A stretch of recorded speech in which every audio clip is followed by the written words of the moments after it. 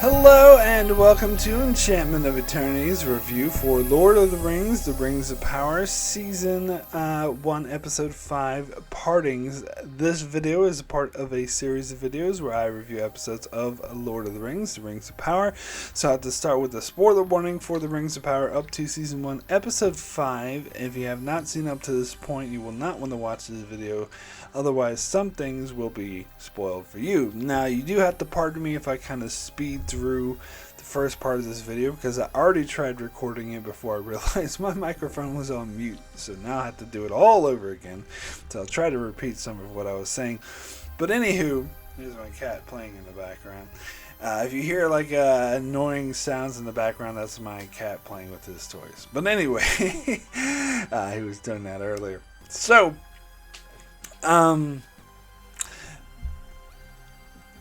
yeah, I really liked this episode. I don't think this episode was amazing, and I think that the show is still taking too long to get started.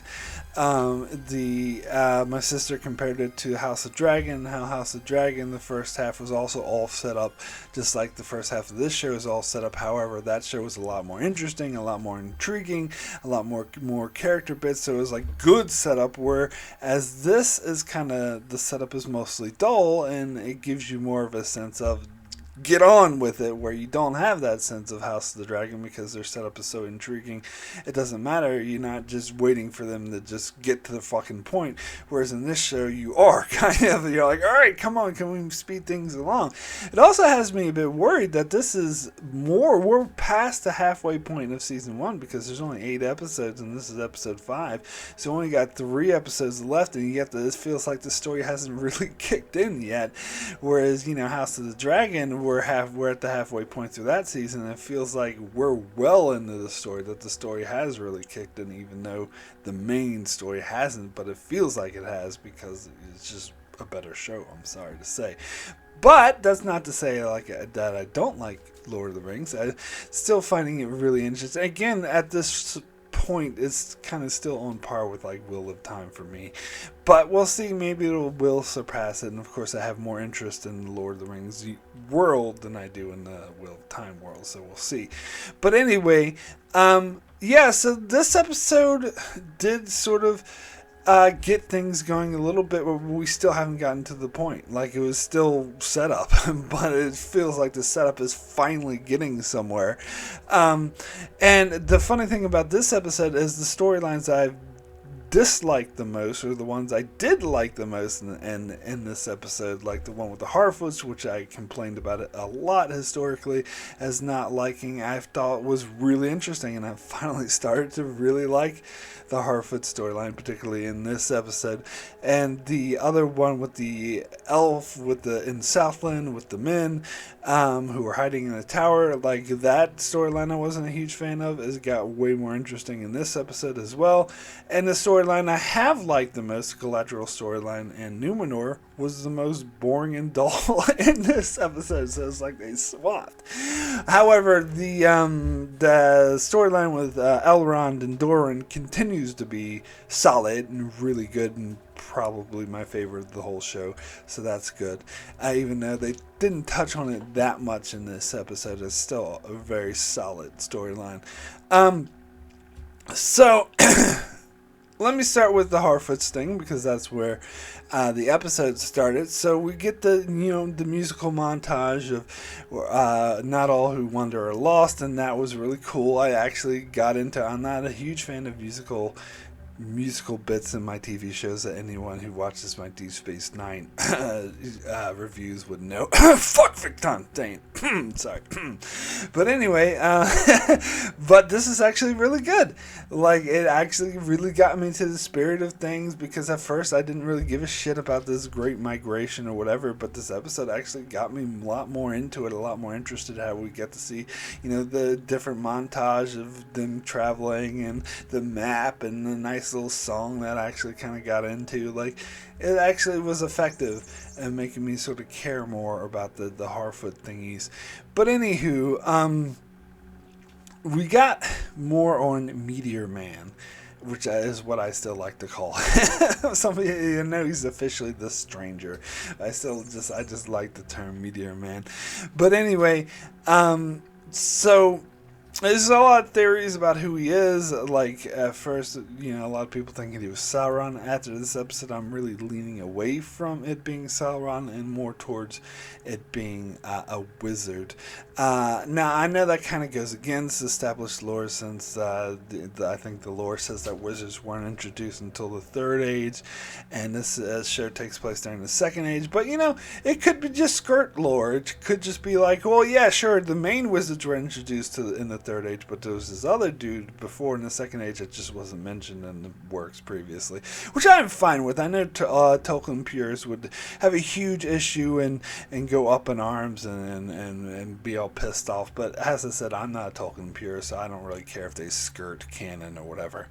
Anyway, and apparently there's a lot I've heard, like, this one guy like bitching and moaning about Galadriel and how she wasn't involved in any of these events, and that her husband was. But her husband was not a very interesting character in the movies. I'm sorry to say, Galadriel was, so fuck off. Like, and how do you, just because the Tolkien works never mentioned she was involved heavily, that doesn't mean that she wasn't. So yeah, shit like that I completely disagree with. Anyway, so where was I? Anyway, yes, so the Meteor Man, I think, could be a wizard. Now, some people are thinking that it's Gandalf. I'm not going to say 100% that it is or is not Gandalf. Maybe it is, maybe it isn't. I'm kind of open to that possibility. Yes, that would totally go against established canon or whatever, but I, as I said, don't really care. I think that from a monetary perspective, it makes more sense for it to be Gandalf, because he has the more name recognition. The fans like, hey, that's the guy from the movies. Anyway, so this storyline was really interesting. I like how we got more of him trying to speak, trying to learn how to speak, and speaking with Nori, and how he says, like, when she mentioned there's a lot of perils on the road, and he's like, perils, and he's like, I'm a peril, and she's like, no, you're not, you're good. I think that was again, I think the whole thing, some people thought he was evil or Sauron because he killed all the fireflies, but I think that the fireflies things was just him, for all intents and purposes, just being reborn and not really knowing how to use his magical abilities, so he's just doesn't really know how to use it. That was a consequence of not knowing how to use his magic correctly, and that he's learning. That's how I take it. But then when we get the scene where the Harfoot Karen is bitching, complaining, and trying to get Nori and her family kicked off the caravan, and I did like how she was the one who was almost eaten by wargs, and she was saved by the Meteor Man. And so now the Harfoot Karen has to, maybe she's going to stop complaining to the manager now that her life was saved. But anyway, so that was cool. Although I will say, after Meteor Man saved the Harfoots from the wargs, I was really thinking that he was going to point to the wargs and be like, perils. Like, to say, oh, so these are the perils you're talking about. I really wanted him to do that. I was a bit disappointed he didn't do that, but whatever. I guess it makes more sense that he's more worried about how his hand hurts like shit after doing that shit, because his hand was all fucked up. And then he goes and does this thing where he puts it in the water and it's like frozen over, I think, and he's like muttering in a foreign language, and I think this is him casting the spell. I think it's more instinctual, because he's a wizard, but he's not fully aware of it yet, but he's instinctually healing himself, and so he's casting the spell to heal himself. And I hope when Nori freaks out and runs away, because her hands gets a bit frozen from this as well, I hope that what I'd like to see happen is that her hand feels way better because she was affected by his healing spell, and so that she kind of forgives him and thinks better of it. I hope she doesn't continue to push him away or be afraid of him. That would be less interesting for me. So overall, I've been a huge critic of this Harfoot storyline, but overall, I really enjoyed it in this episode. I thought it was actually most effective in this episode, and I'm really intrigued to see where it happens next. So I finally got interested in it. Now, as far as the storyline with the elves and hiding in the tower or whatnot, yeah, I got more interested. It seems like they're setting it up. This is kind of like a Helm's Deep situation, but and instead of there being like a tiny army who's overwhelmed by a larger army, it's just a bunch of refugees that don't even have weapons really and not trained in fighting, who are overwhelmed by an overwhelming army. So it's an even more hopeless situation. And it's really interesting to me that, and I think realistic too, that half the people like give up. Like we see, sorry, I don't remember her name, but what's her face go up and give this great speech. And I think it would have been unrealistic if she convinced everyone. And in fact, I thought it was a little cliche when at first she's like, "Who's with me?" and everyone started raising their hand. I'm like, yeah, of course they do. But then the other dude, the evil dude, like who's like all twisted or whatever, speaks up and like, nah, fuck that shit. The only way we're gonna survive is by pledging our allegiance. And so then half the people agreed with him. I was like, okay. That subverts the cliche because that makes more sense that not everyone would be on board with fighting an impossible battle. Totally buy that. So he goes off and tries to it goes to what's his face, the father elf, and we get that interesting scene with the father elf talking about how he saw the light and whatever, and he calls him Sauron, and that elf dude like kicks his ass for doing that, and he's like, fine, I don't care if you're Sauron or not, whoever you are, I pledge allegiance, I'm gonna serve you, just don't kill me. And he's like, alright, good, all you have to do is kill this young boy. Now we don't know that if he killed the young boy or not. I think it's kind of implied that they did. They just didn't want to show it on screen, but maybe he didn't, maybe not, I don't know. I think that he did, but regardless, I heard someone say that this is proof that this elf guy is not Sauron, but I don't think necessarily. Like, he never said he wasn't Sauron. He just like kicked the guy's ass for saying he was. Maybe he just doesn't like being called out by name. Maybe it is Sauron. You don't know, but. Actually, I don't think it is Sauron. As I said, or maybe I didn't say, I think it was in the previous version I had to erase. I don't think we've seen Sauron in the show yet. I don't, because a lot of characters, I watch these videos and they're like, oh, is Halbrand Sauron? Is that elf guy Sauron? Or maybe Meteor Man is Sauron? Or maybe that little Harford girl is Sauron? Like, nobody knows. Everyone say, oh, is that Sauron? Is that Sauron? I don't think we've seen Sauron yet, personally, but could be wrong. I could be wrong. Maybe it's the son of that Pharazôn dude, the boy who lit all the ships on fire. Maybe that's Sauron. You don't know. Anyway, no, it's doubtful. So I don't think we've seen Sauron in the show yet. But you don't know. I'm not excluding the possibility that this elf dude is Sauron. Maybe he is. But I don't think he is, though. But anyway, so yes, it's a very good situation in how we have the elf dude, Arundel, or whatever his name is, like teaching the young boy how to, shoot arrows and trying to convince him that the situation isn't hopeless, which was nice. I liked it better than that stupid scene from the Two Towers with that young boy when Aragorn was like, oh, there's still hope. I think they should have cut that fucking scene. Anyway, sorry. Kind of irrelevant. But, and then so Theo then reveals the sword, and then they have he thinks that he realizes that that's what that's what the orcs want, and that's what they're coming for, and will give them to the key in order to defeat the Southland somehow, and so then we have what's her face? Sorry, I didn't remember her name.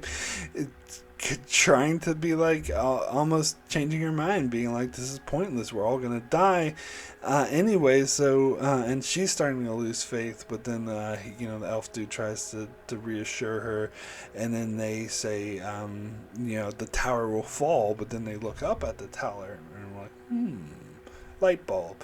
It makes me think that they're going to purposely collapse the tower and like crash on all the orcs to kill them. Maybe we'll see. Anyway, I found that storyline much more interesting this episode than I have so far. Like last week when they had the Theo running away from the orcs, it was so fake or whatever in Hollywood cliche, but this was better.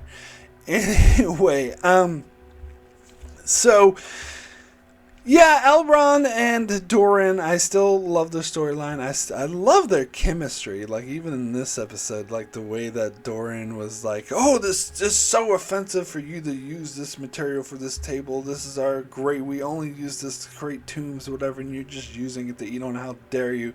And the elf's like, okay, we'll give you the table. And then later, Elrond's like, you were just, like, fucking with him, right? And he's like, yeah, sure. That was great. Like, I love their chemistry. I don't care what anyone says. Like, I love the storyline and the chemistry these two have. But then there was the whole thing where, the Elf King was being really pissed off at Elrond for not confirming that the dwarves had Mithrandir. Although, by not confirming, he was pretty much confirming. Like, the king knew. And so he reveals that the elves are dying, the light of the... I can't remember the word they used, but it's the same thing they said at the end of Lord of the Rings. So I suppose what we're meant to believe is that the dwarves do help the elves survive, but it's basically just postponing what is eventually going to happen at the end of the Third Age. So it postpones it a couple thousand years. So because Elrond tells Doran that they need Mithrandir to, every elf has to like cover themselves in Mithrandir in order to stop this dwindling. Like, I think that is made up for the show. I could be wrong about that, but I don't remember anything like that. But maybe I'm wrong because I never actually read all the extended appendices and histories and shit. I just am vaguely familiar with it, so maybe this is part of the lore, but I don't recall. And it sounds a bit silly to me, but who knows? I guess people who are familiar with Tolkien's work know. But anyway, so this whole thing was interesting, and I continued to love the chemistry. Oh, and then we got that, like, when the Elf King was telling the story about how the Mithrandir was created, how it was an elf and a Balrog, each fighting on one side of the tree, one with the power of light and one with the power of darkness, and created, like, a mix between the two. That's cool. I love the visuals in that, how we actually got to see a Balrog, like, on the other side going, like... That I love that. That was really cool. Alright, so let's talk about the whole Numenor storyline. And yeah, this is my least favorite of the episode. And usually I like the Numenor storyline, but this I thought was more like spinning its wheels. It's like, because the last episode, like, oh, we're getting all the ships and we're going to go in the fleet and we're going to go to Middle Earth. And so I thought this episode they'd actually fucking go, but of course not. Of course we have to see them preparing to go and see raining and how Galadriel, is training the soldiers, and one of them manages to cut her. She's like, so congratulations, Lieutenant. Oh, he's promoted. This dude I don't really know or care about is promoted to Lieutenant. Whoop-de-fucking-do. I don't care! Get on with it already! So we did get some interesting bits with the, what's-his-face, Halbrand, and how he had this conflict of whether or not he should embrace being the king. It kind of reminded me of a lesser version of what they did with Aragorn in the Lord of the Rings movies. Kind of like retreading it, to be honest. And way less interesting because I don't really care about this character as much. But anyway, and how... he's at first, the Numenoran people are doubting, especially after the ships blow. Oh, and by the way, that storyline with, like, Farazan's son and Isildur's sister, like, not wanting them to go, like, that was stupid. I hated that. I hate these characters. I don't want to... What purpose do they serve? This seems like a fucking waste of time. I don't like these characters, and I don't like anything with them. I hate it. Anyway. So after the ships exploded, they had doubts of going, so Halbrand, they were only going to go if he like showed up and said that I'm definitely going to take over as king in the Southlands. And so there was this like huge he didn't want to do it, and he spat in Galadriel's face. And to be fair, this is good character development for Galadriel, because she has to sort of humble herself and learn to be more diplomatic, which has been her character arc through this series. And I do like that, and I like how she tells him her backstory of how her brother, and how she wants to fight because that's all she knows to do. Like, I think that's really good character building for her. But the whole Halbrand changing his mind and at the end being dressed like a king and all princely and everything, lesser version of Aragorn in my opinion. But anyway, but maybe they'll go take in a totally different direction. Maybe he'll end up turning to the dark side, or maybe he'll just get killed right away. That would be interesting. To me, that would be more interesting than him becoming like another king, which I don't think is going to happen, because this is the made-up character for the show. But anyway, so yeah, and so all the plots about Isildur wanting to go on the ship and his father denying him and him having to prove himself, I don't really care about that. Can we just get to the fighting in Middle-earth already? Come on! I don't care about these young kids and, let's go, let's not go. I think it's a waste of time. And then we get the king, warning his daughter not to go, and she's going anyway. And that, definitely was contributed to her trepidation. But it's going to happen, and so we only get 3 ships leaving. And it's repetitive to say, but the cinematography, the effects, especially like the scene, the shots of the 3 ships leaving, absolutely beautiful. Absolutely beautiful. I mean, you can see where the money went because this show is stunning and beautiful and gorgeous to look at. They just need to maybe spend more money on the script writing. Not that it's terrible, but it could have been better. Anywho, so yeah. So that is it for this episode. So my rating for Partings out of 10. Yeah, this is tough. I think I'm going to give this an 8 again. An 8, extremely good. Again, it's kind of in that space between a 7 and an 8, but I don't do 0.5s. So I gotta either stick with the 7 or stick with an 8. I think that the Harfoot storyline and the intrigue with Meteor Man and the stuff with the chemistry between Elrond and Doran continues to be the best thing about this show. And in the storyline with in the Southlands with the people hiding in the tower got way more interesting in this episode and done better personally, in my opinion. And so all that, I think, propels this to an 8, despite the fact that the Numenor storyline, which did have some interesting tidbits of character development for Galadriel, as I said, but mostly was just a waste of time and spinning its wheels, almost held us back to a 7. But I think the strength of the other 3 storylines pushed this towards an 8. So I'm going to give this an 8, extremely good. So that is it for my review of episode 5 of season 1 of Lord of the Rings, The Rings of Power. Be sure to check out my channel as I continue to cover The Rings of Power every week, and as I cover other shows like House of the Dragon, Star Trek Lower Decks, and all things Star Trek, and many more. So be sure to subscribe so you can keep up with all of that, and thanks a lot for watching.